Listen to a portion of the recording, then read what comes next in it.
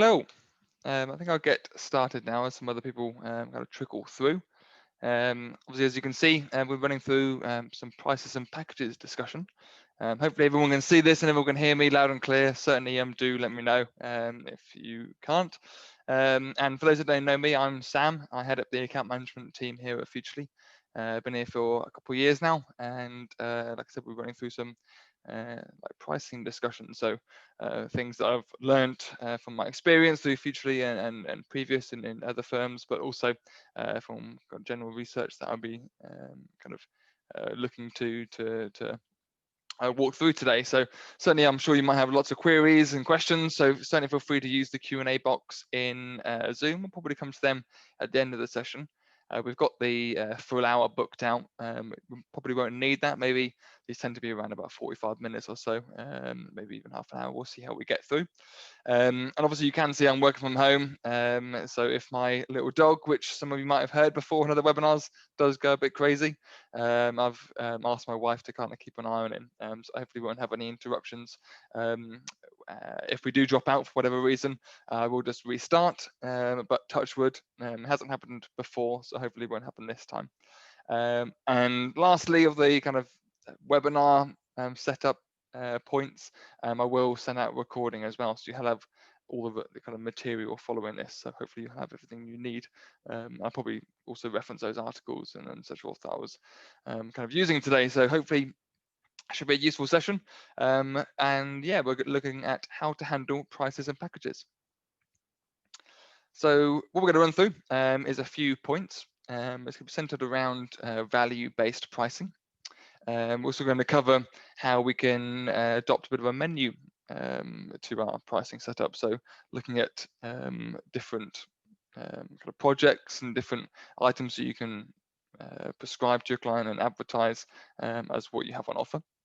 We're also going to be going through profit first. So it's a new idea that a chap put in a book, and we're going to walk through a bit of that.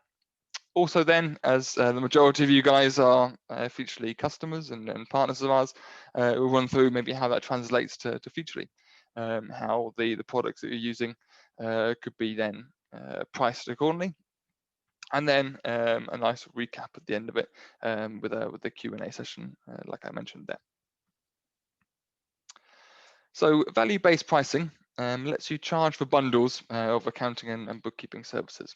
It is better than hourly bookkeeping, hourly billing in every single way. So hourly billing, very much the old school way of doing it.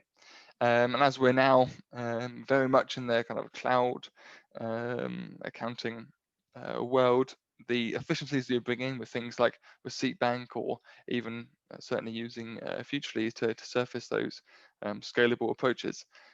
Hourly billing is certainly more of an old school way of pricing out your services, because if you're able to build out something really valuable and if it doesn't take you as long as if you were doing it on an old school spreadsheet, why should kind of you suffer as a result? So yeah, certainly value-based pricing is what I certainly kind of preach in a way or discuss with my clients, and it's certainly a really good way of approaching. It's kind of what is going to be centered around the whole of today's discussion. And Zero put through a 10 steps to success. We're going to be running through kind of these points here. So I'm going to kind of put my own spin on it and run through these easy 10 steps to implement value-based pricing. It's not something we can do overnight. So that first point there of plan is certainly key. So we can't change it overnight. If you are not kind of running with value-based pricing and you're looking to change, certainly we can't just change it overnight. We need to learn from the competitors. We need to research different pricing methods and really understand how we can maybe change to a different pricing setup, because certainly it's pretty important, because having a product or having a service you're delivering is really key, but we then also need to understand how to actually package it up as a saleable item. So ensuring that we're putting that good plan together is going to be key. And that kind of leads on to point 2, where we can then create some bundles of pricing. So it makes it easier for clients to choose from. It's kind of a good first step, as what a lot of people do adopt. Something like a good, better, or best approach, where maybe a client might adopt to go for the middle package, but is flexible. You're then also able to upgrade and downgrade. Those points of having kind of various different packages aren't either rigid as well, and we'll come on to how we can then kind of tailor make them and make them different. But yeah, certainly having bundles allows you to incorporate the products that you see fit, and then maybe using terminology like good, better, and best allows those clients to kind of see where you think the most valuable packages would be. The third point there is around setting up a panel. So it's a great way to then help set expectations. So you can use your own team to ensure that your thinking is correct.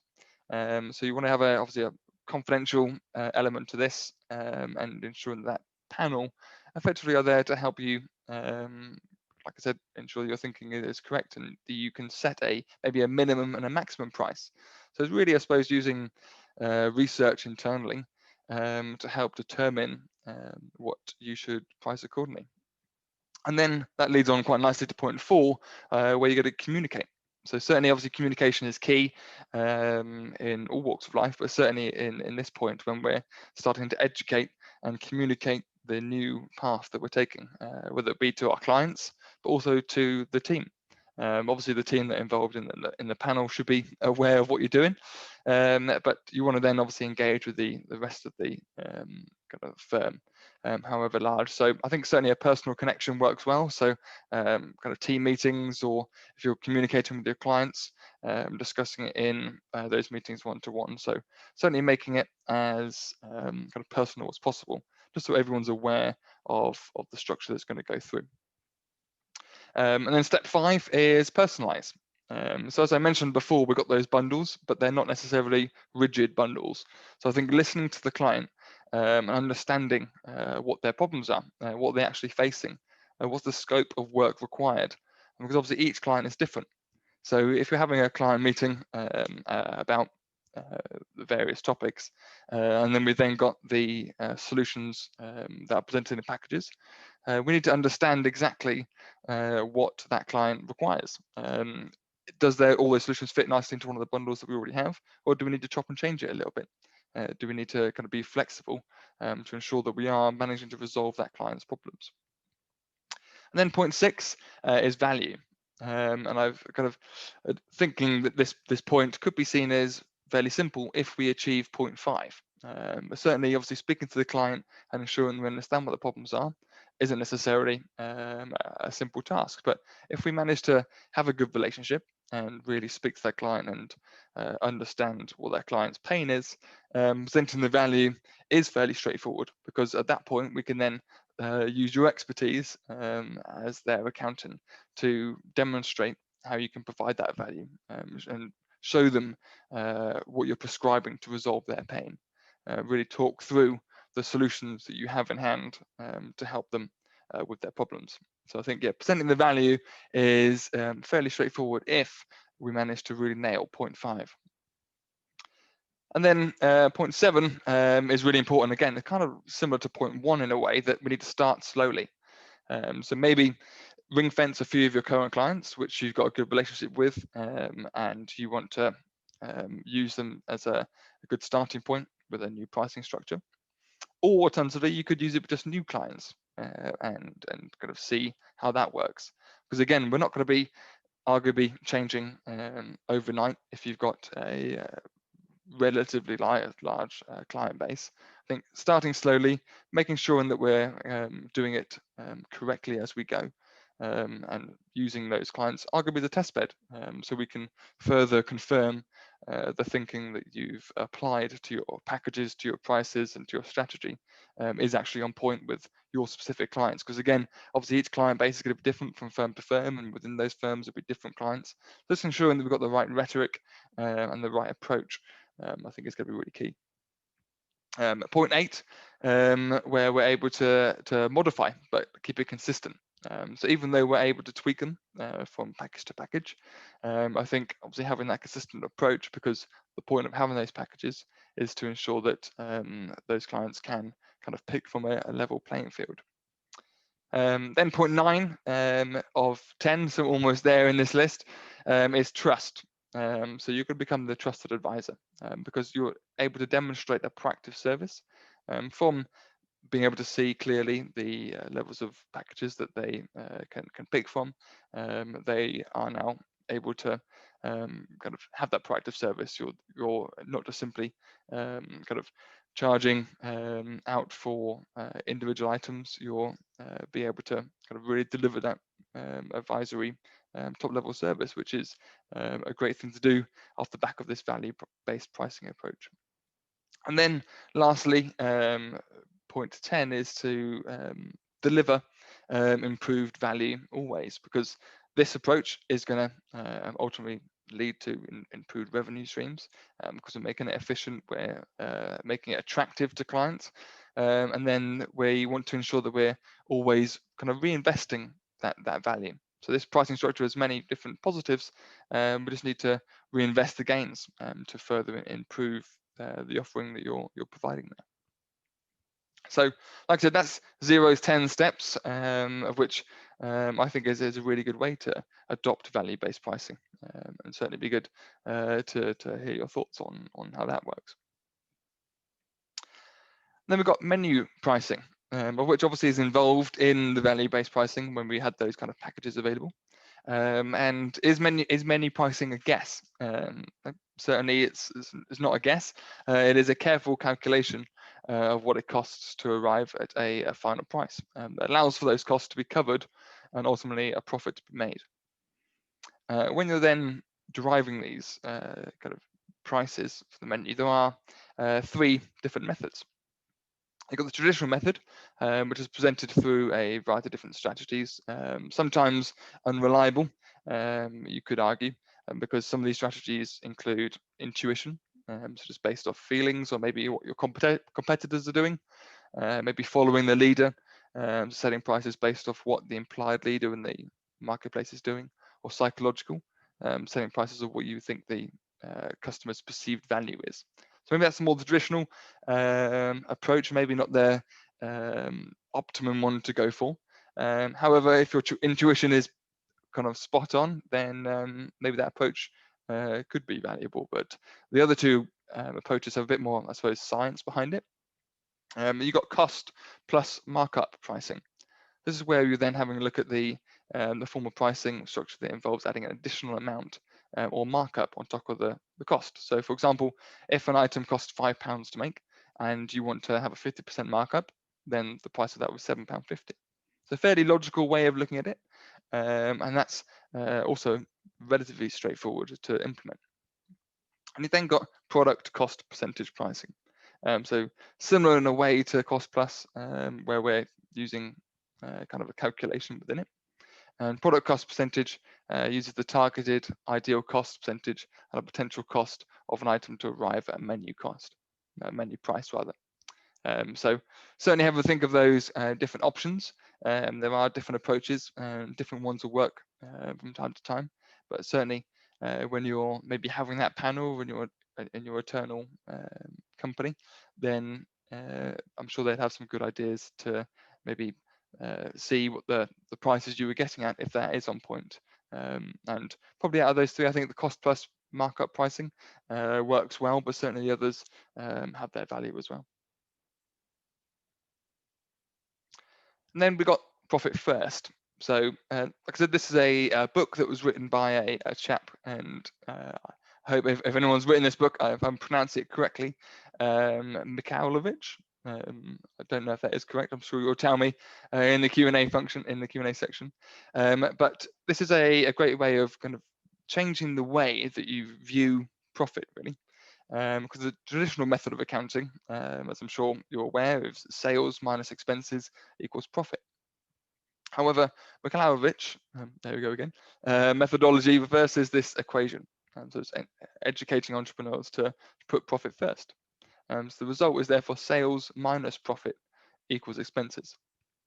It's a different way of therefore positioning it. And I put the toothpaste image here because it's an interesting way to kind of think about it. That if when you first buy some toothpaste, you kind of liberally apply it to your toothbrush, and don't really care, it's all good, you've got loads of toothpaste left, and as you're approaching the end of it, you're squeezing it all out, every single little bit, as if it was kind of liquid gold or something.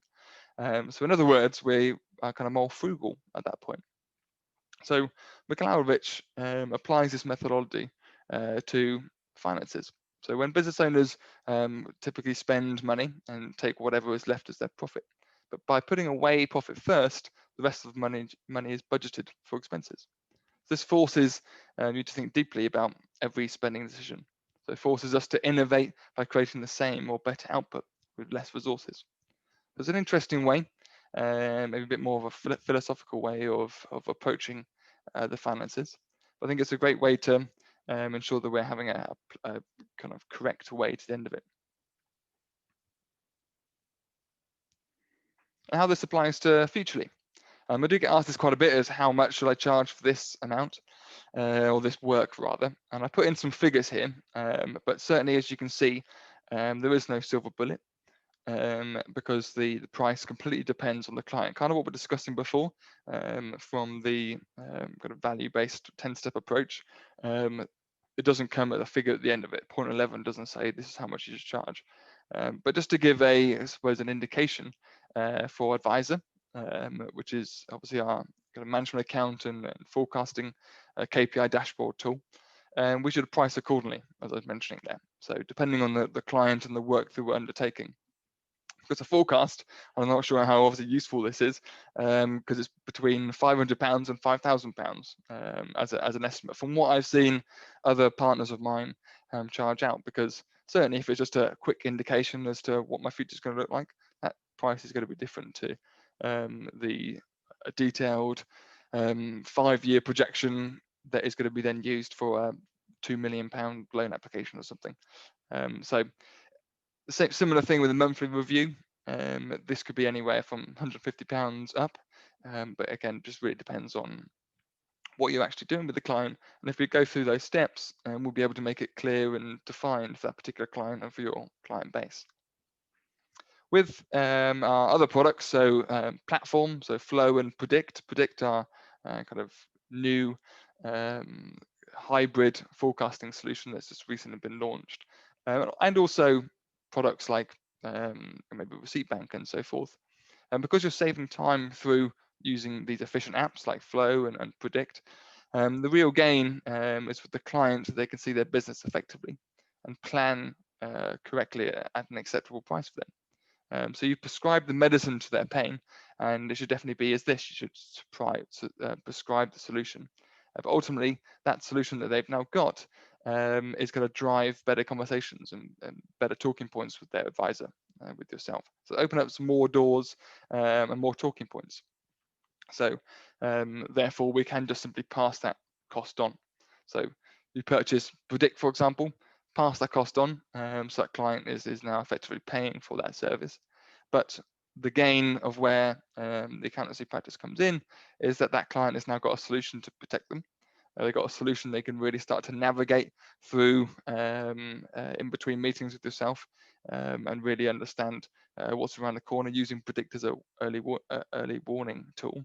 But because they're using a tool that they weren't using before, maybe it's a much elevation on a spreadsheet or something, that is going to open up many more doors and just more informed conversations, because the client is going to spot things and want to kind of understand more, and then that could be a chargeable service, or that could lead to a different discussion point.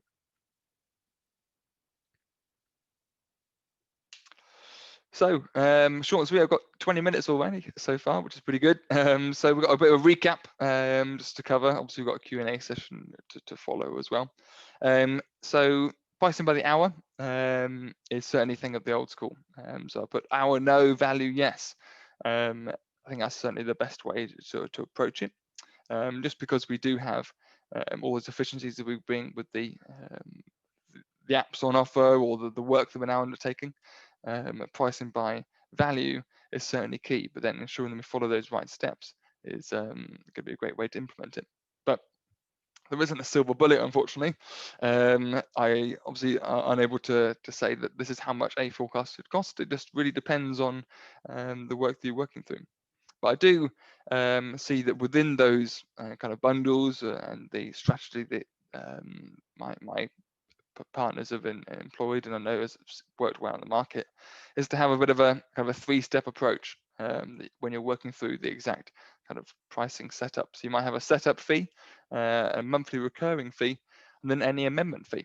It's interesting. I was speaking to a partner recently, and they don't actually charge amendment fees, but certainly if you're working through a project and a client then wants to change that project because something's happened, or then they need to kind of reforecast for X, Y, and Z, then surely we should be reimbursed for that. So I think having that three-step approach within that pricing structure, I think seems to work really well. Cool. That comes to the end of my slides. I saw one question come through, so I can certainly jump to that, but certainly feel free to use the Q&A function and ask any question, and I'll see if I can answer it. Cool, so Alice has asked here, can you clarify what you mean by panel in point 3? So I think maybe that question came in just as I was explaining it, but yeah, that's just around using a panel of people, generally some of your colleagues, to work through if your pricing structure that you've come up with is correct, and to effectively get some market research, really, just to help out on your colleagues, because your colleagues will know your clients as well. So yeah, using them to I suppose further support and further help your thinking, really. So hopefully that kind of helps out there, Alice. Claire, you've asked for some examples of bundles. Yeah, sure. In this, actually, it'd be a really good thing. One of our partners are Clarity, and Clarity have got a really good kind of example bundle setup. Let me just load it up, then I can share my screen on it, because I think it's a great way to have a look at bundles, actually.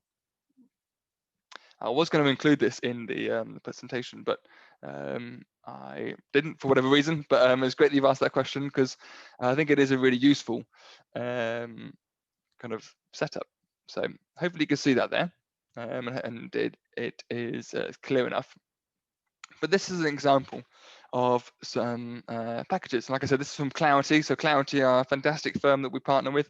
So let me know if you need more information on them, but they effectively help with the rollout of advisory, really, and make sure that it's incredibly punchy and you're engaging with your clients from the beginning offset. And you can see that obviously they've got a variety of different packages available, right down from the basic awareness, which includes just like a setup call and so forth, right up to where I suppose you guys would come in the kind of insights planning consultancy, where we're then starting to include things like business modeling, budget and cash flow forecasting using Futurely and so forth. So certainly, like I said, there are prices, kind of given suggested prices for these here. But again, I think it really depends on the client you're working with as to where they come through. But I know that they are a successful kind of set of packages, which it'd be interesting to hear your thoughts on it. If you kind of think that's valuable, if you want any further information, certainly this is something that Clarity have created, so I'm sure they'd be happy to explain it further. But I know that some of my partners that are with Clarity as well have really started to use the kind of planning approach really effectively, and has really allowed those clients to get a fantastic service, all kind of packaged up in a really kind of bespoke fashion, I suppose. Cool. So hopefully that was long enough shared. I can certainly share that again within the email. So no other questions have come through as yet. Like I said, just use the Q&A function if you've got anything. I think someone raised their hand a minute ago, but I'm not quite sure how I look at you if that was intentional. But yeah, use the Q&A or the chat function. Thanks, Claire. Good to see that we're giving you some food for thought there. And yeah, if you've got any other kind of questions, and certainly feel free to ask me after the session. You'll have my details when I send out the kind of follow-up from the account management team. Always use the support team as well. So you can contact them at support@futurely.com, and they're happy to address any queries. And I hope you found that useful. We've got another session next week. It's not on pricing next week. Next week is on how to maximize your Futurely account. So all around everything that we have on offer, really, from the account management support to the support team, to the various products and so forth. Claire, you've asked about how to market your bundles. I think I might share one of our previous webinars actually on how to market your services effectively. I will send that across to you. Certainly have a look at that. But I suppose it's just about making your bundles clear, and like I mentioned through the kind of slides, not doing anything overnight. So maybe starting small with either some ring fence friendly clients or starting with new clients, and then really starting to see what the reaction is from that and taking it from there. Perfect, cool. Right, I'll be in touch with all the details. Certainly feel free to, like I said, ask any questions again. Always happens as well whenever I wrap up, someone else has to ask another question. So Oliver's asked, this nested package we just looked at with Clarity, would you normally expect to see this as an offering on top of your standard accounting package? Would you see accountants offering this as a standalone service? That is an interesting question. Let me just reread that. It might be one that I need to kind of fire at Clarity, but the Clarity packages, we normally expect them to offer on top of your standard accounting packages. Do you see accountants offer this as a standalone service? Well, the fact they didn't include things like bookkeeping and so forth, I think it is a standalone service, but I'll get some clarity on that for you, Oliver. Like I said, because we've got a partnership, I can straight speak with them. I think it is a standalone restructuring of advisory services. So if a client is interested in advisory, then that's where you would go down. But certainly, I could put you in touch with Clarity and they can talk it through. But yeah, it would be compliance would be one side and advisory would be the other. Perfect, cool. I'll wrap up again. Any other questions, do give me a shout. You've got the account management team here, as well as support team, and I'll hope to speak to you again soon. Thanks a lot, everyone. Have a good day now.